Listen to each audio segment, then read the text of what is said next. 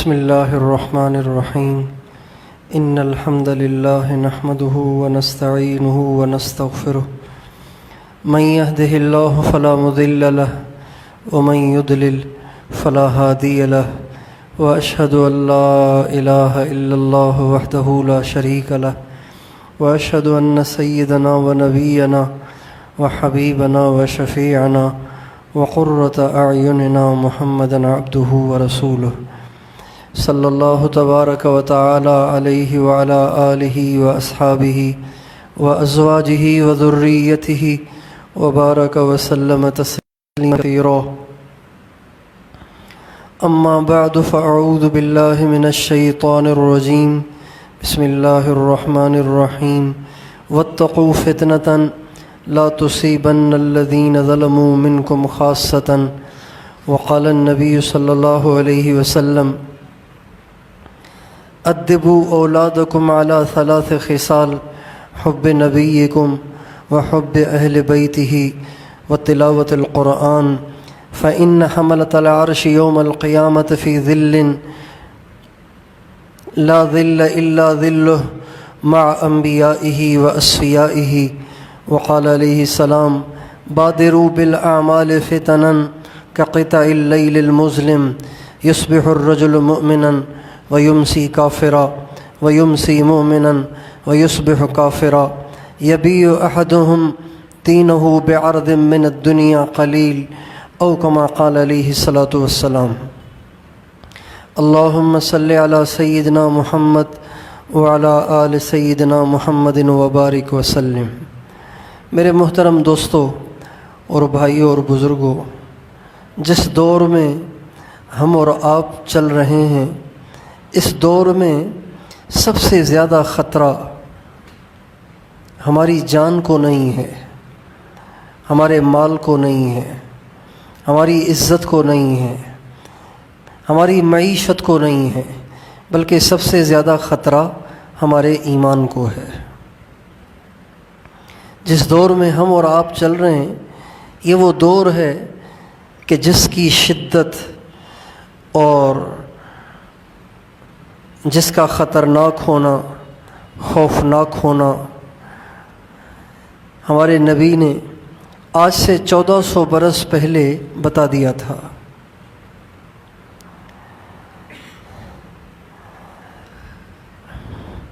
یہ دور اس وجہ سے خطرناک ہے کہ ہر طرف فتنوں کا زور ہے اور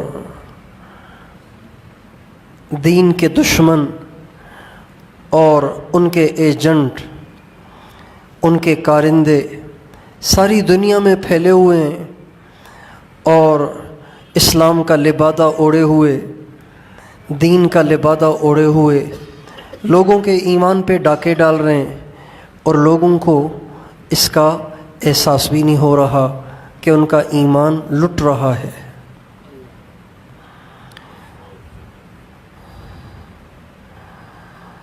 ہمارے نبی کا ارشاد ہے بادروا بالاعمال فتنا كقطع اللیل المظلم،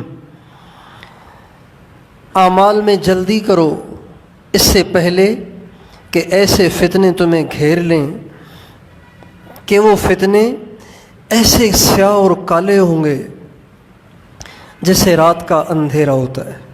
رات کے اندھیرے میں پتہ نہیں چلتا کہ سیدھا فرش ہے یا آگے گٹر اور نالی ہے یا کھڈا ہے۔ اسی طرح گھپ اندھیرے میں پتہ نہیں چلتا کہ آگے راستہ بھی ہے یا دیوار ہے۔ گھپ اندھیرے میں پتہ نہیں چلتا کہ یہ سانپ ہے یا رسی ہے۔ تو ہمارے نبی فرماتے ہیں ایسا اندھیرا فتنوں کا آنے والا ہے کہ پتہ ہی نہیں چلے گا، ایک عام آدمی فیصلہ ہی نہیں کر پائے گا کہ میں نے جانا کہاں ہے، حق کہاں ہے اور باطل کہاں ہے، سچ کہاں ہے، جھوٹ کہاں ہے، ایمان کہاں ہے اور نفاق کہاں ہے۔ ایک عام آدمی پریشان ہو جاتا ہے، یار ان کی بات سنتا ہوں تو لگتا ہے کہ یہی ٹھیک کہہ رہے ہیں، ان کی بات سنتا ہوں تو لگتا ہے کہ یہی ٹھیک کہہ رہے ہیں، تیسرے کی بات سنتا ہوں تو لگتا ہے کہ یہی ٹھیک ہیں، وہ دونوں تو ایسے ہی تھے، چوتھے کی سنتا ہوں تو لگتا ہے تینوں ایسے ہی تھے، چوتھا ہی ٹھیک ہے۔ حالانکہ یہ تو نہیں ہو سکتا کہ چاروں ٹھیک ہوں، ٹھیک تو کوئی ایک ہی ہوگا۔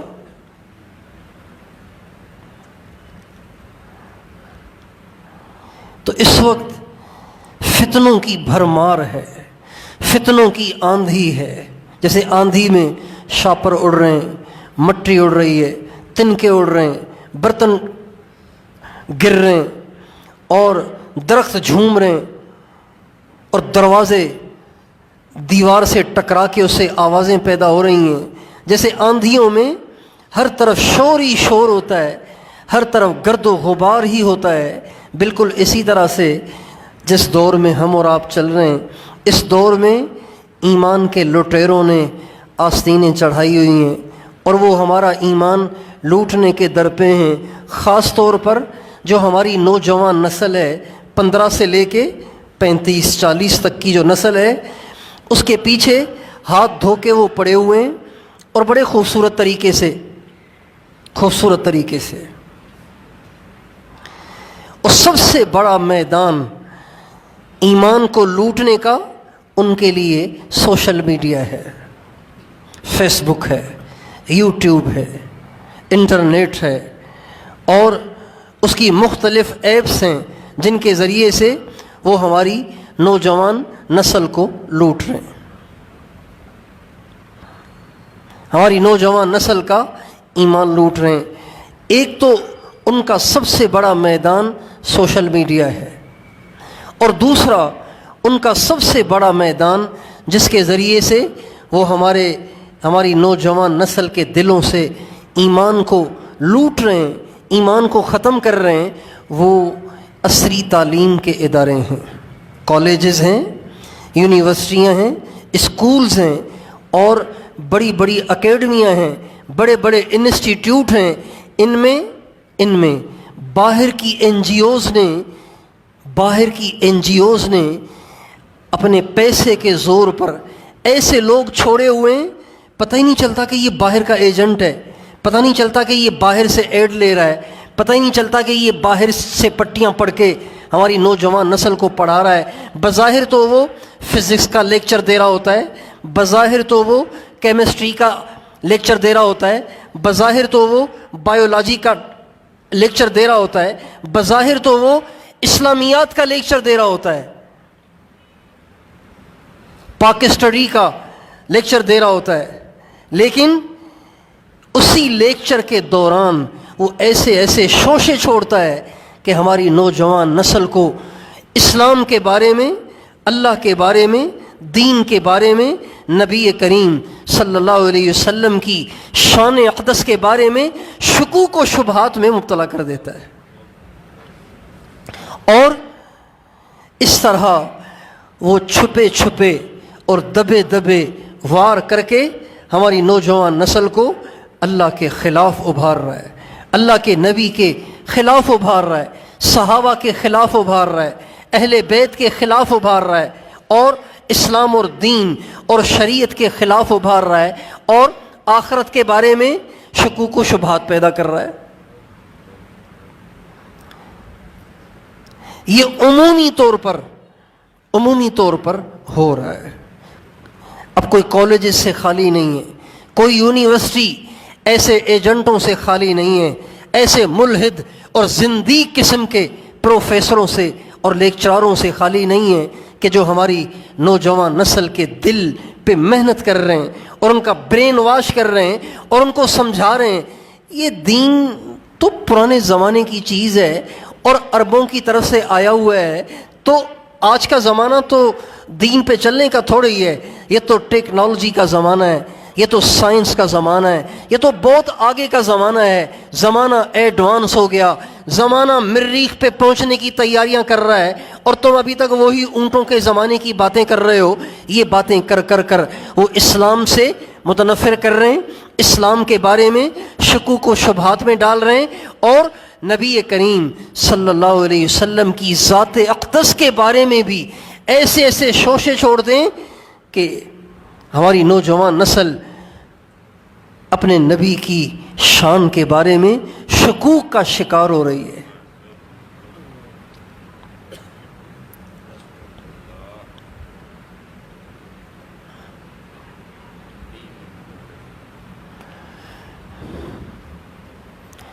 اور اپنے فلسفے، عقلی دلائل دے کر ان کو اللہ کی ذات کے بارے میں شکوک میں ڈال رہے ہیں، شبہات میں ڈال رہے ہیں۔ کہتے ہیں اللہ اللہ جو کر رہے ہو صدیوں سے، تمہارے باپ دادا بھی اللہ اللہ کرتے رہے، تمہارے باپ دادا کے باپ دادا بھی اللہ اللہ کرتے رہے، اور تم بھی اللہ اللہ کر رہے ہو، کبھی اللہ کو دیکھا بھی ہے؟ بھائی کسی کو تو نظر آتا نا، کسی کو بھی نظر نہیں آیا۔ اس طرح کے چٹکلے، اس طرح کے عقلی غلط دلائل دے کر ہماری نوجوان نسل کو اللہ کے بارے میں شکوک و شبہات میں مبتلا کیا جا رہا ہے، اسلام کے بارے میں اعتراض پیدا کیے جا رہے ہیں، نبی کریم صلی اللہ علیہ وسلم کی ذات اقدس کے بارے میں شکوک و شبہات پیدا کیے جا رہے ہیں، اہل بیت اور صحابہ کے بارے میں شکوک و شبہات پیدا کیے جا رہے ہیں۔ لہٰذا جس دور میں ہم چل رہے ہیں یہ دور غفلت کا نہیں ہے، یہ دور بیداری کا دور ہے، چوکنا رہنے کا زمانہ ہے، جاگ کے رہنے کا زمانہ ہے کہ کہیں کوئی لٹیرا میرا بھی ایمان نہ لوٹ جائے، میرے بچوں کا بھی ایمان نہ لوٹ جائے۔ اس لیے بیدار رہنے کی ضرورت ہے، چوکنا رہنے کی ضرورت ہے۔ اور دیکھیں پیسہ، مال، دولت، پراپرٹیاں، گاڑیاں، بنگلے، یہ اتنے قیمتی نہیں ہیں جتنا ایمان قیمتی ہے۔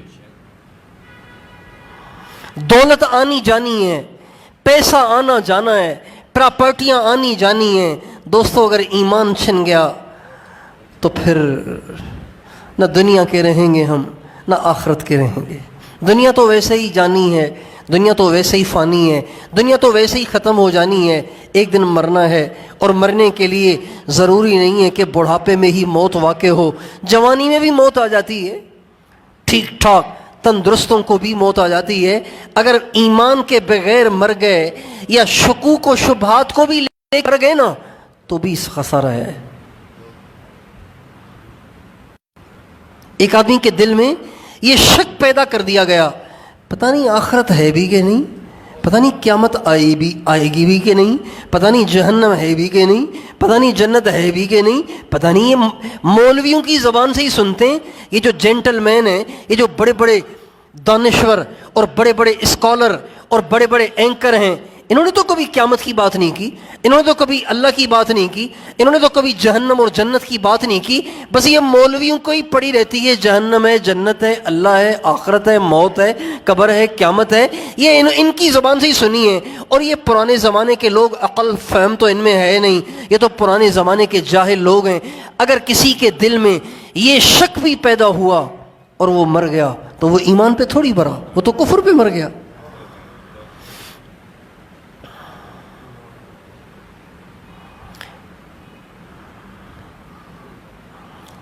آپ کو اس کا اندازہ نہیں ہوگا کہ آپ کے معاشرے میں ایسے نوجوان جو آپ کو سلام بھی کرتے ہوں گے، آپ کے ساتھ چائے بھی پیتے ہوں گے، آپ کے ساتھ گپ شپ بھی لگاتے ہوں گے، آپ ان کے بارے میں سوچ نہیں سکتے کہ یہ اللہ کے بارے میں شکوک کا شکار ہے، نبی کے بارے میں شکوک کا شکار ہے، قیامت کے بارے میں شکوک کا شکار ہے۔ آپ اس کو کرے دیں گے تو آپ کو پتہ چلے گا، ورنہ آپ کو پتہ ہی نہیں چلے گا۔ یہ میرے ساتھ ہوا ہے، اس لیے رو رہا ہوں۔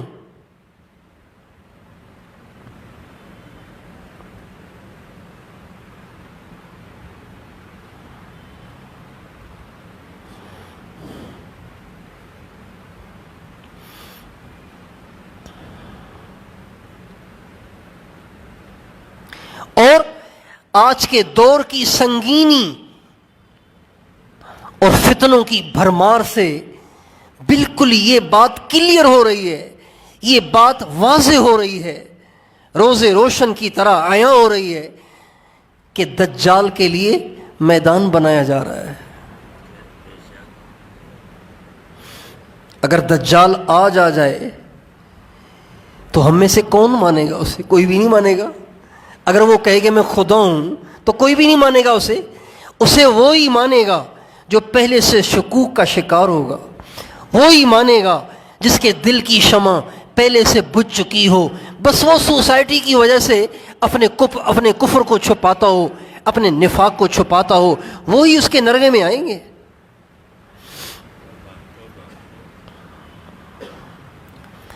یہ بات بالکل واضح ہو رہی ہے کہ دجال کے لیے زمین کو ہموار کیا جا رہا ہے، دجال کے لیے میدان تیار کیا جا رہا ہے. دیکھیں، درخت ایک دم نہیں کٹ کے گرتا، اس پہ ایک بہت بڑی تعداد میں کلہاڑی کے وار ہوتے ہیں. ہوتے ہوتے ہوتے ہوتے ہوتے جب اس کا تنا بہت زیادہ کٹ جاتا ہے، کمزور سا رہ جاتا ہے، پھر آخر میں ایک زوردار ایسا وار ہوتا ہے کہ جس سے اس کا موٹا تنا ایک دم سے دھڑام سے گرتا ہے اور درخت دو ٹکڑے ہو جاتا ہے. تو وہ جو دھڑام سے درخت دو ٹکڑے ہوا، وہ آخری وار سے نہیں، وہ جو پیچھے 100 وار ہوئے تھے ان کا بھی اس میں حصہ ہے. آپ کا سوشل میڈیا، آپ کا فیس بک، آپ کا یوٹیوب، آپ کی یہ ساری ایپس یہ دجال کے لیے میدان بنا رہی ہیں. آپ کے یہ پروفیسر اور آپ کے یہ لیکچرار اور آپ کے یہ دانشور اور آپ کے یہ اسکالر جو باہر کی NGO سے ایڈ لے کر ہماری نوجوان نسل کے ایمان پہ ڈاکے ڈال رہے ہیں، یہ سب کے سب دجال کے لیے زمین کو ہموار کر رہے ہیں.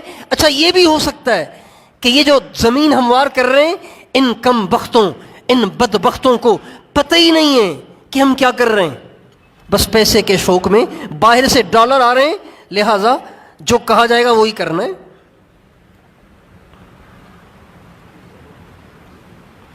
چار جملے ہی تو بولنے، اور کیا کہنا ہے؟ چار جملے ہی تو کہنے اور کیا کہنا ہے؟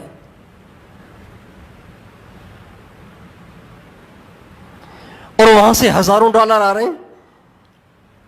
تو چار جملے بول دیے اور ہزاروں ڈالر مل گئے تو وہ تو سمجھتے ہیں کہ بڑا سستا سودا ہے. ہمارے نبی کا ارشاد ہے، بادروا بالاعمال فتنا کقطع اللیل المظلم، جلدی اعمال کر لو، ایسے نہ ہو کہ فتنوں کا ایسا دورہ ہو، ایسی آندھی فتنوں کی چل جائے جیسے کالی رات کا اندھیرا ہوتا ہے اور تمہیں پتہ ہی نہ چلے کہ حق کیا ہے اور باطل کیا ہے، اسلام کیا ہے اور کفر کیا ہے. پھر آپ نے فرمایا یصبح الرجل مؤمنا ویمسی کافرا ویمسی مؤمنا ویصبح کافرا. وہ زمانہ ایسا ہوگا کہ صبح کو ایک شخص مسلمان ہوگا، شام کو کافر ہو جائے گا، شام کو مسلمان ہوگا، صبح کو کافر ہوگا. پھر آپ نے فرمایا یبیع احدہم دینہ بعرض من الدنیا قلیل. لوگ اتنے ایسے احمق ہو جائیں گے، ایسے نادان، نا سمجھ اور بے وقوف ہو جائیں گے کہ تھوڑے سے دنیا کے پیسے لے کر اپنے دین کو بیچ ڈالیں گے. اور یہی کر رہے ہیں، یہی کر رہے ہیں.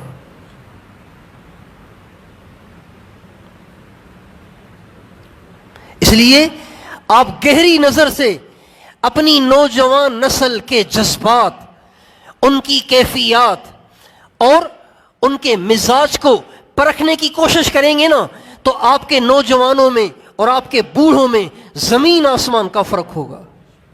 آپ گہری نظر سے دیکھیں، اللہ کا جو خوف آپ کے بوڑھوں میں ہوگا، نماز نہیں پڑھتے ہوں گے لیکن اللہ کا خوف آپ کے بوڑھوں میں جو ہوگا نا، وہ آپ کے نوجوانوں میں نہیں ہوگا.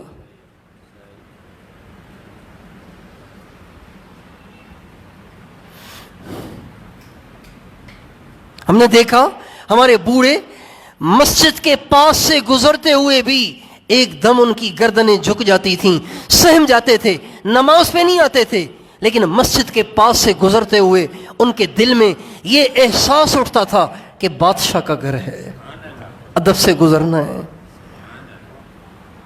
اور آپ کے نوجوان یہ 20 سال کے 22 سال کے چنگچیاں چلا رہے ہیں اور فل آواز کے ساتھ، فل والیوم کے ساتھ انڈین ڈسکو گانے بجاتے ہوئے مسجد کے پاس سے ایسے گزرتے ہیں کہ امام کو قرات میں غلطی لگ جاتی ہے.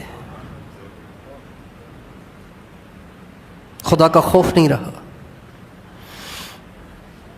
حیا نہیں رہا، حجاب نہیں رہا. باپ بات کر رہا ہو، بیٹے کی گردن جھکی رہتی تھی جیسے کیل کسی نے ٹھوک دی گلے میں. باپ گالیاں دے رہا ہے، ڈانٹ پہ ڈانٹ رہا ہے. مجال ہے کہ بیٹا نگاہ اٹھا کے باپ کو دیکھے. اور آج کیا ہو رہا ہے؟ آج کیا ہو رہا ہے؟ آج باپ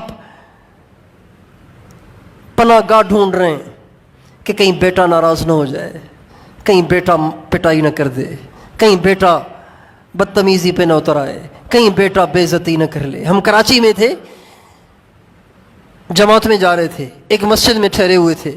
تو ظہر کی نماز کے بعد ایک بڑے میاں کو میں نے دیکھا، وہ مسجد کے ایک کونے میں بیٹھا رو رہا تھا. تو میں نے کہا بابا جی کیا ہو گیا، آپ رو کیوں رہے ہیں؟ کہنے لگے بیٹا کیا بتاؤں، آج میری بیٹی نے میری پٹائی کر کے مجھے گھر سے نکال دیا ہے. جو اللہ کا نہیں ہوگا وہ باپ کا بھی نہیں ہوگا، جو اللہ کا نہیں ہوگا وہ ماں کا بھی نہیں ہوگا، جو اللہ کا نہیں ہوگا وہ بھائیوں کا بھی نہیں ہوگا، جو اللہ کا نہیں ہوگا وہ بہنوں کا بھی نہیں ہوگا. اس لیے جس معاشرے میں اسلام نہیں ہے، جس معاشرے میں دین نہیں ہے، جس معاشرے میں نبی کا طریقہ نہیں ہے، وہ معاشرہ انسانوں کا نہیں ہے، وہ جانوروں کا معاشرہ ہے. لوگ یورپ کی تعریف کرتے ہیں، یہ ہوتا ہے وہ ہوتا ہے، ایسی سڑکیں، ایسا ڈسپلین اور ایسا امن و امان. یہ سب ان کی باتیں ہیں. کوئی اندر کوریت کر دیکھے تو وہاں جو غلاظت ہے، وہاں جو نجاست ہے، وہاں جو بدماشی ہے، وہاں جو عیاشی ہے، دنیا میں کہیں نہیں ہے. لوگ اپنی ماں سے ضرورت پوری کر لیتے ہیں، اس سے بڑی بدماشی اور کیا ہوگی. اپنی ماں سے ضرورت پوری کر لیتے ہیں. اور یہ ہمارے لبرل یورپ کی تعریف کرتے ہوئے تھکتے نہیں ہیں. روزانہ اپنے گھروں میں اس کے تذکرے کریں، مغیبات کے تذکرے کریں. مولانا یوسف صاحب فرماتے تھے مغیبات کے تذکرے کریں، یعنی اللہ کا تذکرہ کریں، فرشتوں کا تذکرہ کریں، آخرت کا تذکرہ کریں، جہنم اور جنت کا تذکرہ کریں، قیامت کے دن حساب کتاب کا تذکرہ کریں. قبر جہنم کا گڑھا بن جائے گی اور جنت کا باغ بن جائے گی، اس کے تذکرے کریں. منکر نکیر آئیں گے، حساب کتاب لیں گے، سوال کریں گے، اس کا جواب طلب کریں گے، اس کے تذکرے کریں. اتنے کریں کہ سارے گھر کے بچے کے دل دماغ پہ یہ باتیں نقش ہو جائیں.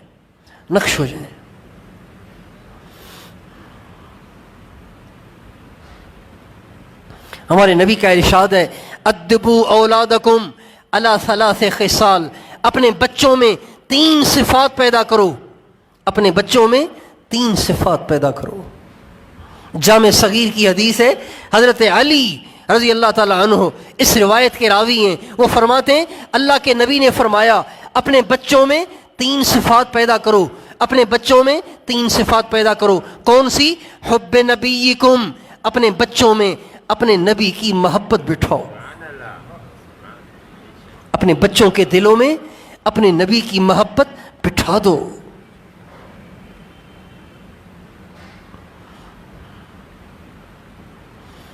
ہمارے بچے حضور سے پیار کریں، حضور سے محبت کریں.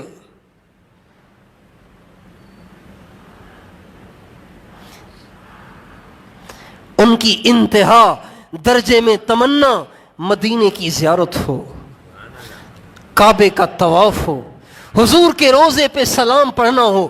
یہ ان کی انتہائی درجے کی خواہش ہو. ان کی خواہش بائک نہ ہو، گاڑی نہ ہو، بنگلہ نہ ہو، پائلٹ بننا نہ ہو، فوجی افسر بننا نہ ہو، بڑا افسر اور بڑا پیسے والا اور بڑا مالدار بننا نہ ہو، بلکہ ان کی انتہائی درجے کی تمنا. بیٹا آپ کی کوئی خواہش ہے؟ جی انکل. بیٹا کیا خواہش ہے؟ انکل میری خواہش یہ ہے کہ اللہ مجھے مدینہ دکھا دے، اللہ مجھے حضور کا روزہ دکھا دے، میں جا کے حضور کے روزے پہ سلام پڑھوں، مسجد نبوی میں نماز پڑھوں، ریاض الجنت میں لمبے لمبے سجدے کروں، بیت اللہ کا طواف کروں، ملتزم سے چمٹ کے رہوں، یہ میری انتہائی تمنا ہے۔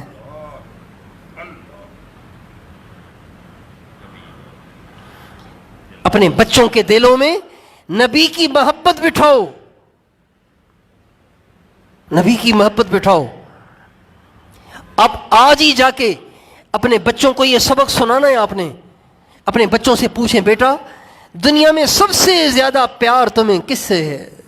بتاؤ، ابو سے، امی سے، بہن سے، بھیا سے، کس سے؟ پوچھو اپنے بچے سے۔ اگر آپ کا بچہ فٹ سے کہے حضور سے تو اس کو گلے لگاؤ،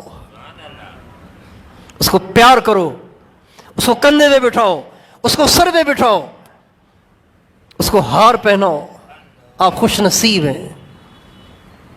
اور اگر وہ ادھر ادھر کی جھک مارے تو اس پہ نہیں، اپنے آپ پہ رو، اس کو نہیں، اپنے آپ کو ڈانٹو، اپنے آپ کو ملامت کرو کہ آپ نے اپنے بچے کو حضور سے آشنا ہی نہیں کیا۔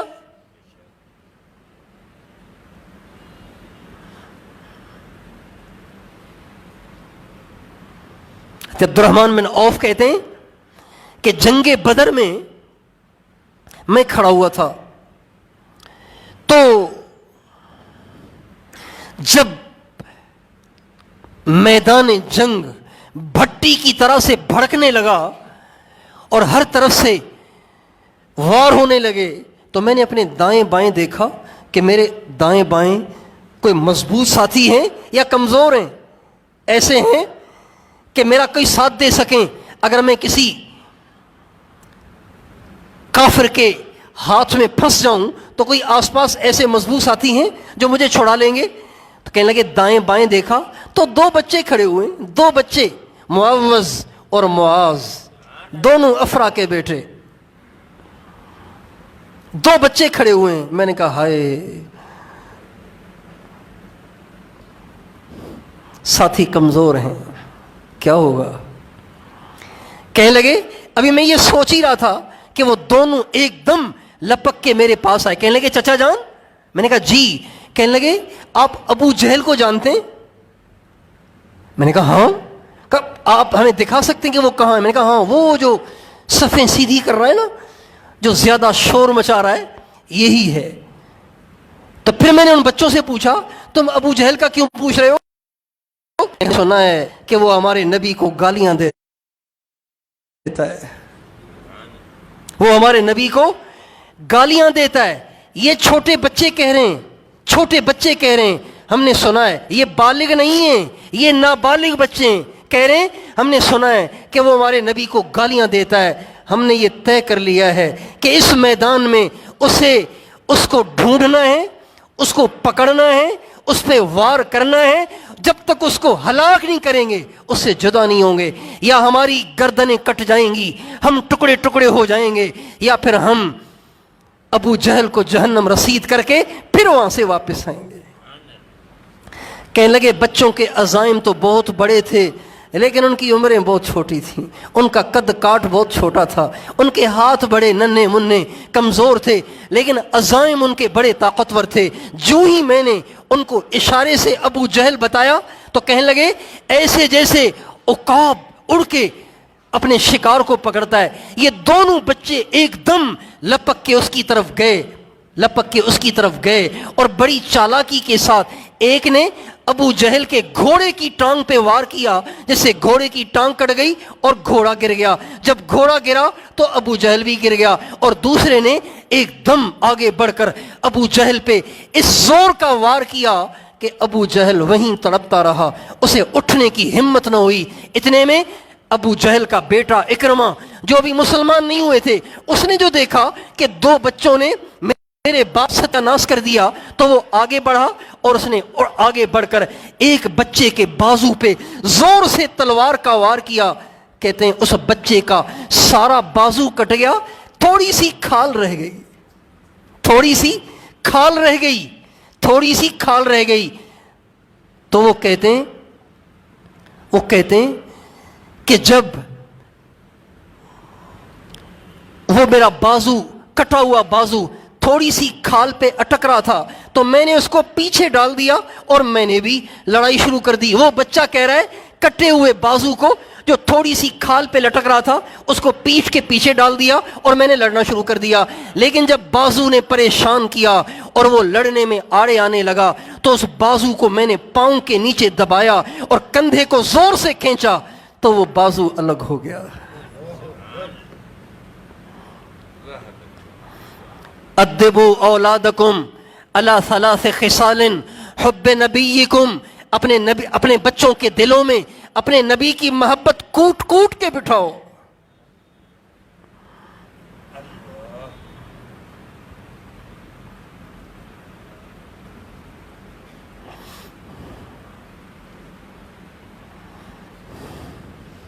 آج ہی جا کے پوچھیں اپنے بچوں سے، آج ہی جا کے سکھائیں اپنے بچوں کو، کیوں حضور سے کیوں محبت کرنی ہے؟ حضور سے اس لیے محبت کرنی ہے کہ حق کا راستہ، ہدایت کا راستہ، اسلام کا راستہ، دین کا راستہ، اللہ کا راستہ ہمیں حضور نے بتایا۔ ہم اندھے تھے، حضور نے ہمیں آنکھیں دیں۔ آنکھیں دی سے مراد سیدھا راستہ دکھایا، آنکھیں تو اللہ نے دیں لیکن آنکھیں دی کا مطلب ہے کہ حضور نے ہمیں سیدھا راستہ دکھایا۔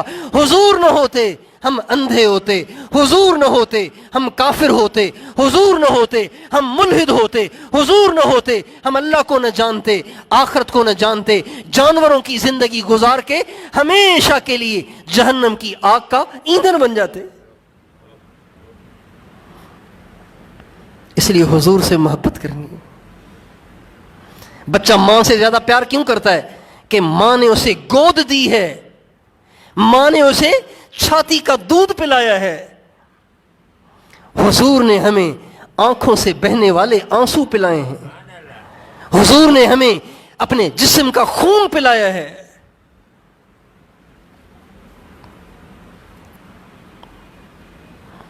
ہمارے نبی نے جب اسلام کی دعوت لے کے آپ کھڑے ہوئے تو ہر طرف سے مخالفت اتنی شدید شروع ہو گئی کہ ناقابل برداشت تھی، ناقابل برداشت تھی۔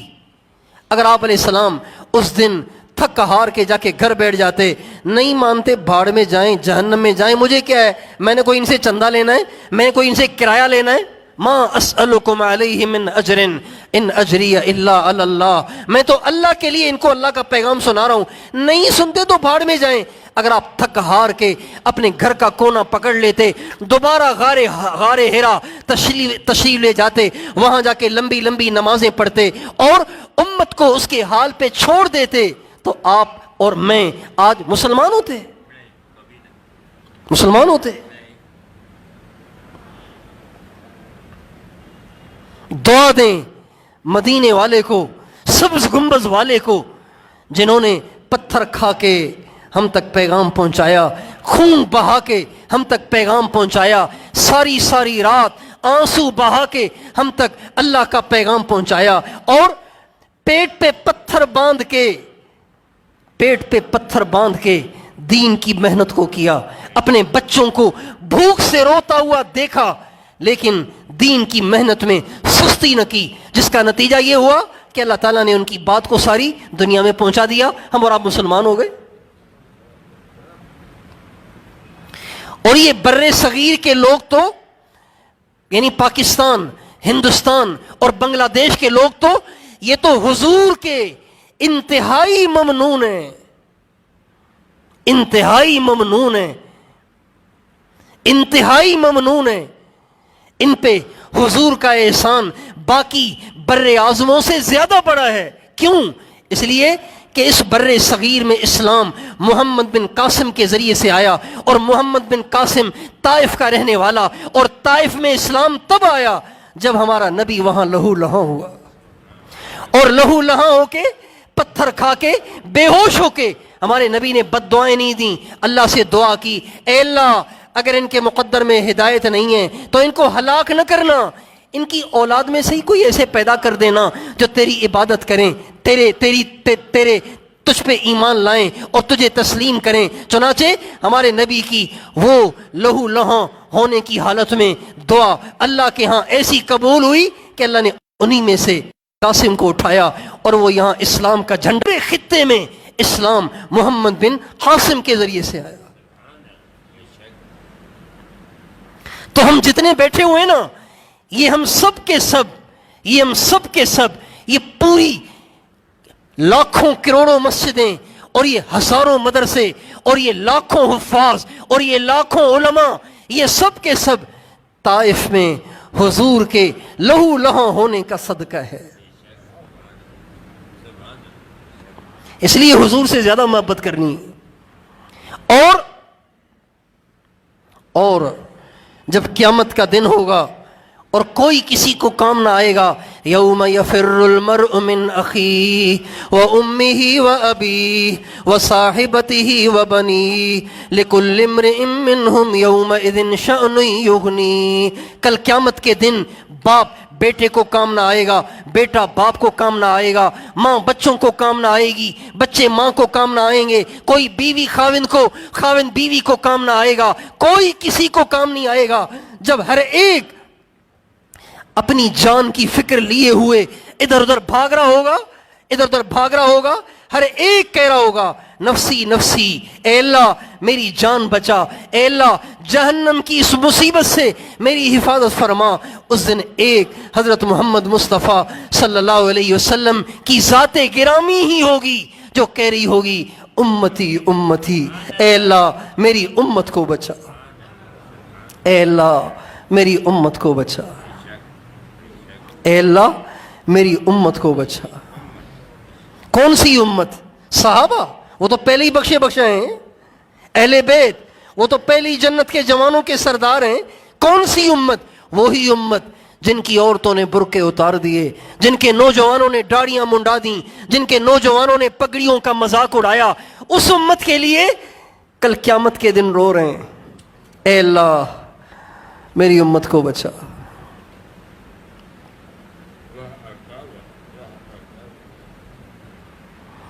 اس لیے سب سے زیادہ حضور سے پیار کرنا ہے۔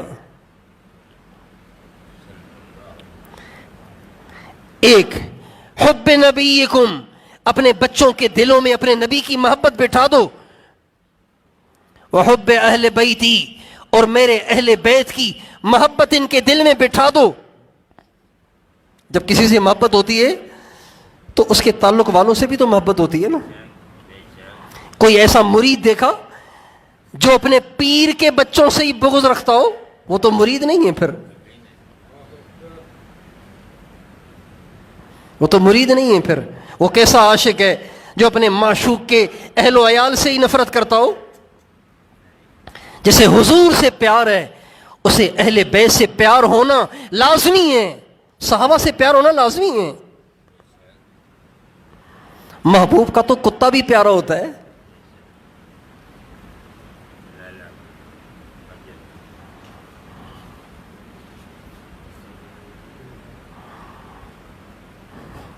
ہم لوگ جاتے ہیں نا عمرے پہ، تو وہاں جس ہوٹل میں کہیں ٹھہرتے ہیں تو وہاں بلیاں بھی ہوتی ہیں،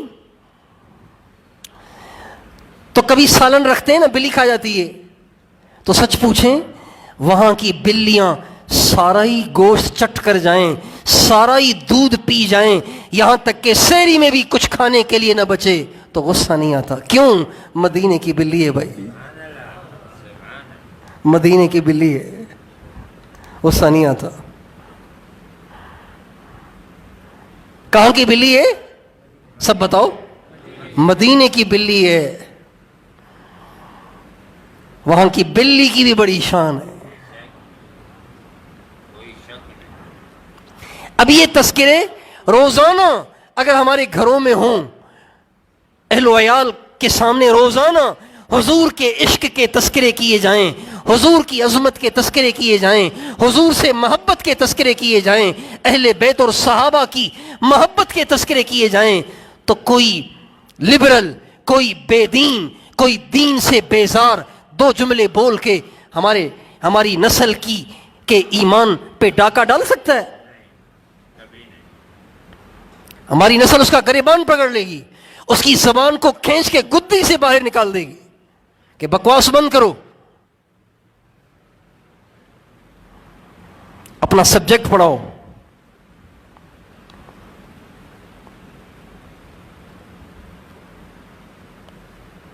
مجھے ایک نوجوان نے بتایا، کہاں ہم بیٹھے ہوتے ہیں کلاس کے اندر، ہمارے جو سر ہیں وہ کبھی اللہ کے خلاف بول رہے ہیں، کبھی حضور کے خلاف بول رہے ہیں، تو بہت غصہ آتا ہے، کیا کرنا چاہیے؟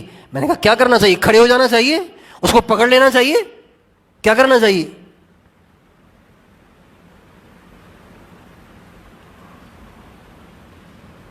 یہ کوئی کمپرومائز کا وقت تھوڑی ہوتا ہے، یہ کوئی حکمت کا وقت تھوڑی ہوتا ہے، اس وقت بولنے کا وقت ہوتا ہے۔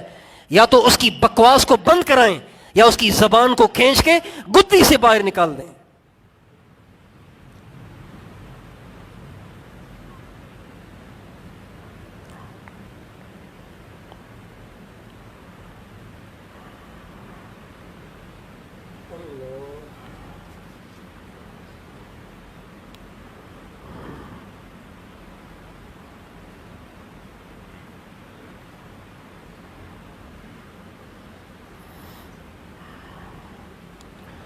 اپنے بچوں کو سکھائیں حضور کون ہے، اہل بیت کون ہے، ان سے پیار کریں، ان سے محبت کریں۔ تیسری چیز وتلاوت القرآن، اپنے بچوں میں قرآن پاک کی تلاوت کا شوق پیدا کر دیں۔ قرآن لے کے بیٹھے ہوئے ہوں بچے، جھوم جھوم کے پڑھ رہے ہوں۔ ہے ہمارے گھروں میں یہ ماحول؟ یہ ہمارا اپنا قصور ہے، اپنا قصور ہے ہمارا۔ جہاں 4 آدمی بیٹھے ہوتے ہیں 4 موبائلوں کی لائٹیں جل رہی ہوتی ہیں، جہاں 6 آدمی بیٹھے ہیں وہاں 6 موبائل کھلے ہوئے ہیں، جہاں 10 آدمی بیٹھے ہوئے ہیں، آپ کسی گاڑی میں سفر کریں، گاڑی میں جو ہی گاڑی میں آپ چڑھیں گے نا، اندر 45 سیٹر کوچ ہے، آپ 45 کی 45 سیٹوں پہ دیکھیں کیا ہو رہا ہے، موبائل کھلا ہوا ہے، بس بیٹھے ہوئے اس میں۔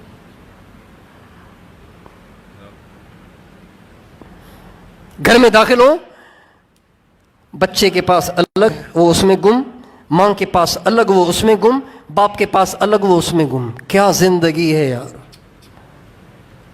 کیسا زمانہ دیکھنا پڑا ہمیں۔ اپنے بچوں کو قرآن پاک کی تلاوت کا عادی بنائیں۔ پھر آپ نے فرمایا فَإِنَّ حَمَلَةَ الْعَرْشِ يَوْمَ الْقِيَامَةِ فِي ظِلٍّ لَا ظِلَّ إِلَّا ظِلُّهُ، اس لیے کہ جو حافظ قرآن ہوں گے نا، جو قرآن کو شوق ذوق سے پڑھنے والے، گنگنانے والے ہوں گے، وہ کل قیامت کے دن اس عرش کے سائے میں ہوں گے جس سائے کے سوا اور کوئی سایہ نہیں ہوگا، اور اللہ پاک قیامت کے دن ان کا حشر نبیوں کے ساتھ کریں گے۔ جن کو قرآن سے عشق ہوگا، قرآن سے محبت ہوگی، قرآن کو بہت پڑھتے ہوں گے، کل قیامت کے دن نبیوں کے ساتھ ہوں گے، عرش کے سائے میں ہوں گے۔ تو بھائی کیا خیال ہے، اپنے بچوں کا یہ ذہن بنائیں گے، اپنی نسل کے ایمان کی حفاظت کریں گے انشاءاللہ؟ 2 باتیں عرض کی ہیں، 2 باتیں، ایک سوشل میڈیا سے کاٹیں، دوسری بات اپنے گھروں میں روزانہ فضائل اعمال کی کتاب کی ضرور تعلیم کریں۔ 20 منٹ کریں، آدھا گھنٹہ کریں، 1 گھنٹہ کریں، ضرور کریں۔ فضائل اعمال سے بھی کریں، فضائل صدقات سے بھی کریں۔ فضائل صدقات میں آخرت ہے، جہنم ہے، جنت ہے، قبر ہے، قیامت ہے، موت کے وقت کے مناظر ہیں، تفصیل سے حضرت شیخ نے اس میں لکھے ہیں۔ روزانہ پڑھیں اسے، اور سارے گھر کو بٹھا کے پڑھائیں، تاکہ ذہن بن جائے کہ آخرت حق ہے، جہنم حق ہے، جنت حق ہے، اللہ حق ہے، اللہ کے نبی حق ہیں، اللہ کے نبی آخری نبی ہیں، اور قیامت کے دن حساب کتاب ہونا ہے، قبر میں عذاب ہونا ہے، قبر جنت کا باغ بننا ہے، قبر کو جنت کا باغ بننا ہے۔ یہ چیزیں یقین کے درجے میں آ جائیں۔ تیسری بات 2 دعائیں عرض کر رہا ہوں، یہ دونوں دعائیں اپنے لیے بھی مانگیں، اپنے اہل و عیال کے لیے بھی مانگیں، اور اپنے اہل و عیال کو بھی یہ دونوں دعائیں سکھا دیں۔ ایک دعا اللہم ارنا الحق حقا وارزقنا اتباعہ وارنا الباطل باطلا وارزقنا اجتنابہ. اتنی سی دعا ہے، اے اللہ حق کو ہم پہ واضح فرما، ہمیں اس کی اتباع کی توفیق عطا فرما. اے اللہ باطل کو ہم پہ واضح فرما اور باطل سے بچنے کی ہمیں توفیق عطا فرما. اے اللہ ہمیں اندھا بن کر زندگی نہ گزارنے دے، بلکہ ہمیں حق کو پہچان کر اس پر چلنے کی توفیق دے، نا حق کو پہچان کر اس سے بچنے کی توفیق دے. کتنی اچھی دعا ہے، یہ ہمارے نبی کی دعا ہے. ایک دعا. اور دوسری دعا وہ اس سے بھی مختصر ہے. وہ دعا ہمارے نبی اتنی کثرت سے پڑھتے تھے کہ اماں عائشہ نے ایک دفعہ پوچھ ہی لیا. اس دعا کا مقصد ہے، اے اللہ تو دلوں کو الٹتا پلٹتا رہتا ہے، میرے دل کو نہ پلٹنا، میرے دل کو دین پہ جمائے رکھنا. یہ ہمارے نبی نے دعا مانگی ہے، اور اتنی کثرت سے آپ مانگتے تھے کہ اماں عائشہ رضی اللہ عنہا نے آپ سے پوچھا، یا رسول اللہ آپ یہ دعا اتنی کثرت سے کیوں مانگتے ہیں؟ آپ کے دل کو تو کوئی خطرہ نہیں ہے نا، آپ کیوں اتنی دعا کثرت سے دعا کر رہے ہیں؟ اور ہمارا عائشہ، انسان کے دل کی مثال ایک پتے کی سی ہے، جہاں اسے ہوا اڑا کے لے جائے وہ وہیں اڑ جاتا ہے. دل بھی ایسے ہی ہے، جدھر کی ہوا چلی ادھر ہی کو اڑ گیا. فاسقوں کے ساتھ بیٹھا فاسق ہو گیا، اللہ والوں کے ساتھ بیٹھا اللہ والا ہو گیا. وہ دعا یہ ہے، یا مقلب القلوب یا مقلب القلوب ثبت قلبی علی دینک. اتنی سی دعا ہے، یا مقلب القلوب ثبت قلبی علی دینک. یہ دعا کثرت سے خود بھی مانگیں، اپنے بچے کو یہ دعا سکھائیں، اس کو بھی مانگنے پہ لگائیں. انشاءاللہ یہ دو دعائیں آپ کثرت سے مانگتے رہے، اللہ تعالیٰ ایمان کے ڈاکوؤں سے آپ کے ایمان کی حفاظت کرے گا، آپ کی نسلوں کی حفاظت کرے گا. کوشش کریں گے انشاءاللہ. میں نے 3 باتیں بتائیں آپ حضرات کو، 3 باتیں ایمان کی حفاظت کے لیے، اپنی نسلوں کی حفاظت کے لیے. 3 باتیں. ایک، اپنی نسل کو سوشل میڈیا سے کاٹ دیں. دوسرا، اپنے گھروں میں روزانہ فضائل اعمال اور فضائل صدقات کی تعلیم کریں تاکہ ایمان کے تذکرے ہوتے ہوتے ایمان راسخ ہو جائے. تیسرا عمل 2 دعائیں، اللہم ارنا الحق حقا وارزقنا اتباعہ وارنا الباطل باطلا وارزقنا اجتنابہ. ایک دعا یہ، اور دوسری یا مقلب القلوب ثبت قلبی علی دینک. ان 3 دعاؤں کا اہتمام کرنا. یہ 3 کام ہو گئے. چوتھا کام استعدادی ہے. چوتھا کام استعدادی ہے، یعنی اب آپ کہہ دیں گے تو سارے موبائل نہیں چھوڑ دیں گے.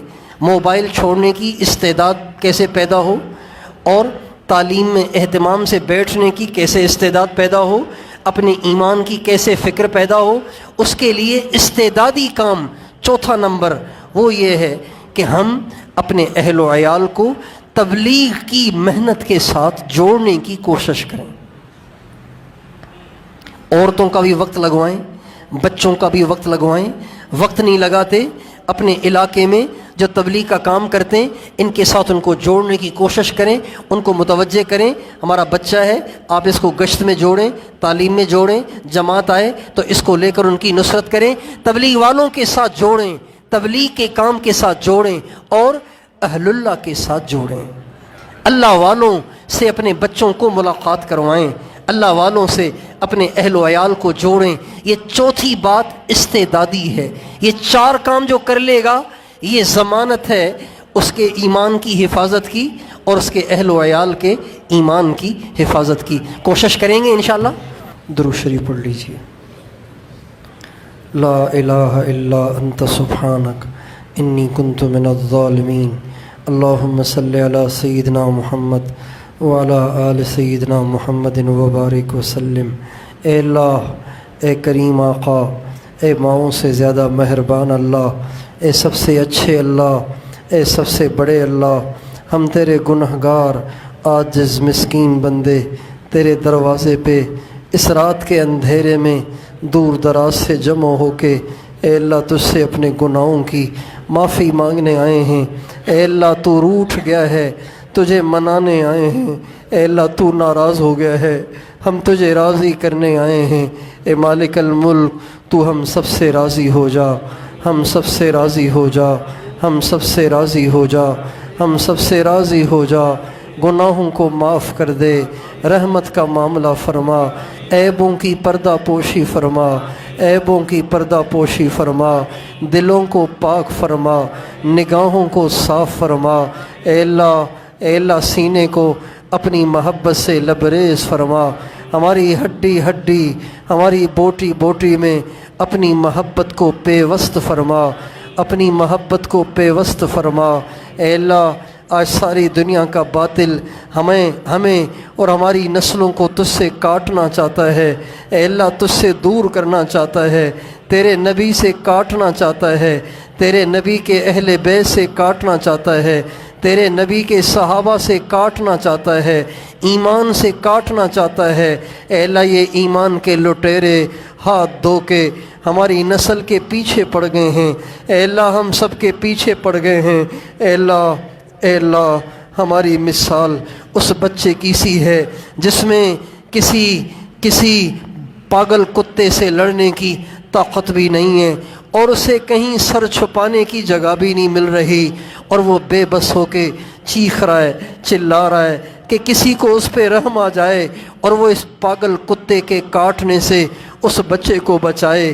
اے مالک الملک، اے بادشاہوں کے بادشاہ، ہماری نوجوان نسل حیران ہے، سرگردان ہے۔ اے اللہ ان ڈاکوؤں کے ہاتھ چڑھ گئی ہے۔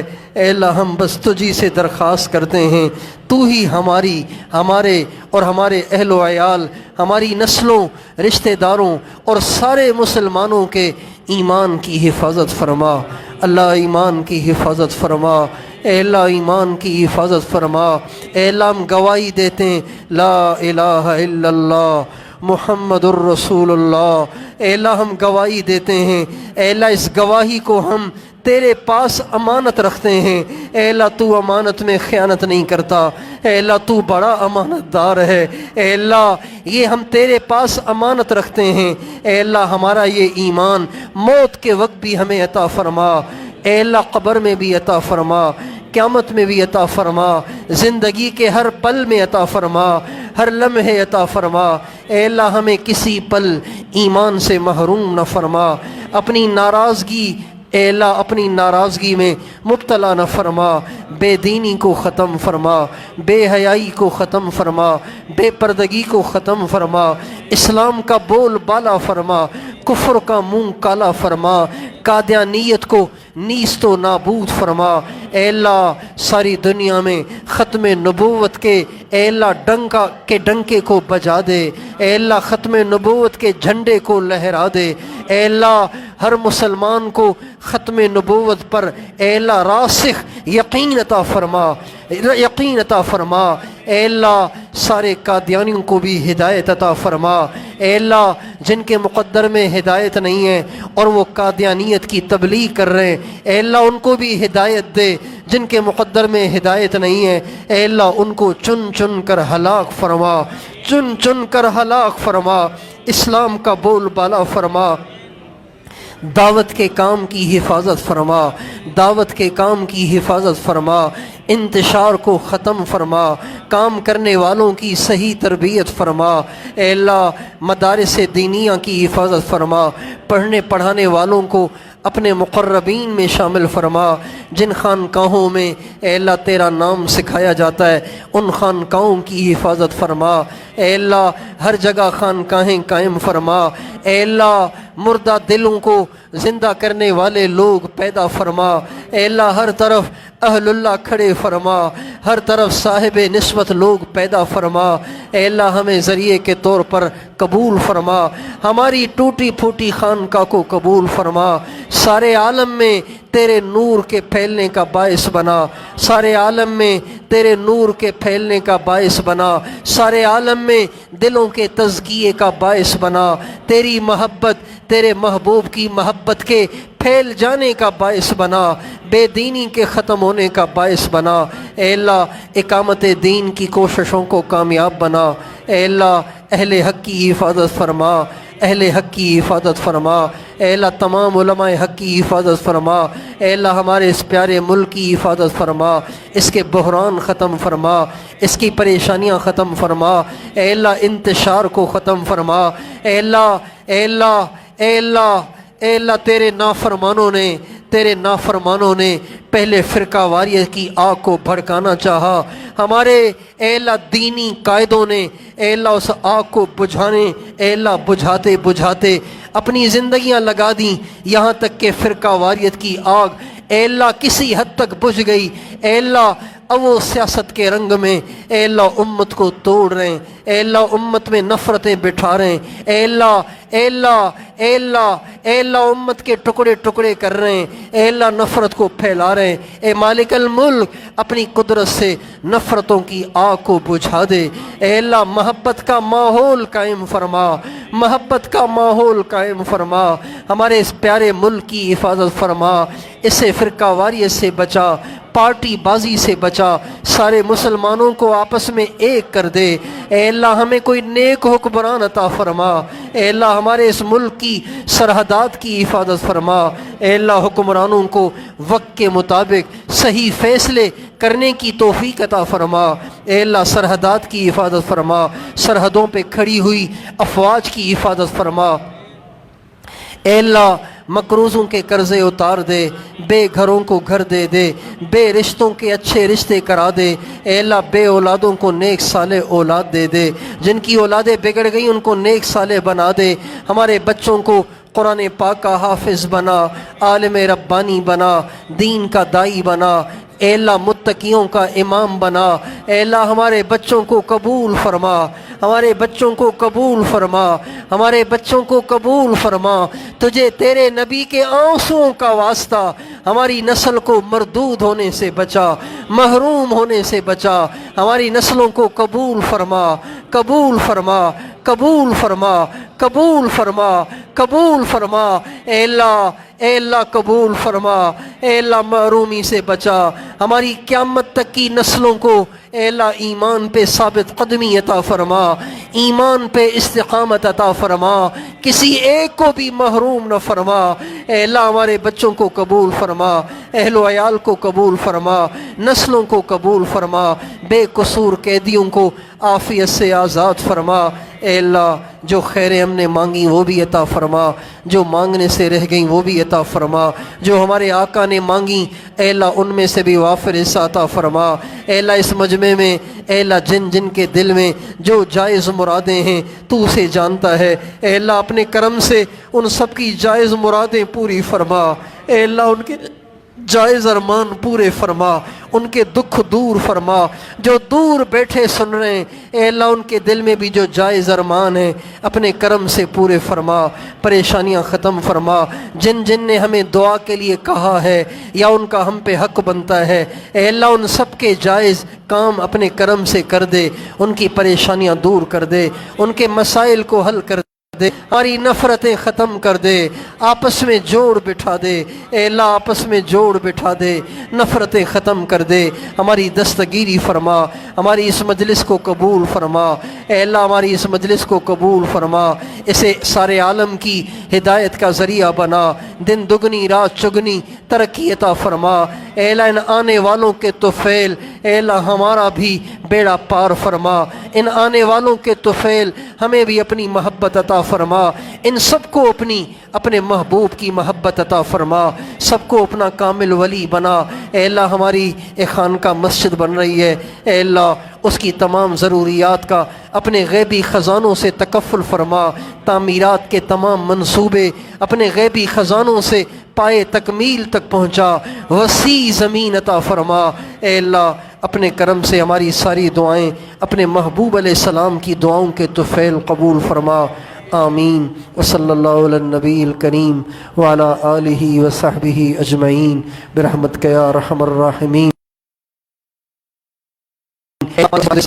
ان کی قبروں کو منور فرما، ان کو جنت الفردوس میں جگہ عطا فرما، اے اللہ ہمارے ایک جاننے والے بھائی سہیل ابڑو ابھی ان کا انتقال ہوا، جوانی میں وہ دنیا سے چلے گئے، اے اللہ بہت بڑا اپنے خاندان کو، اپنے چاہنے والوں کو دکھ دے گئے، اے اللہ ان کو صبر جمیل عطا فرما، ان کو جنت الفردوس میں اعلیٰ سے اعلیٰ مقام عطا فرما۔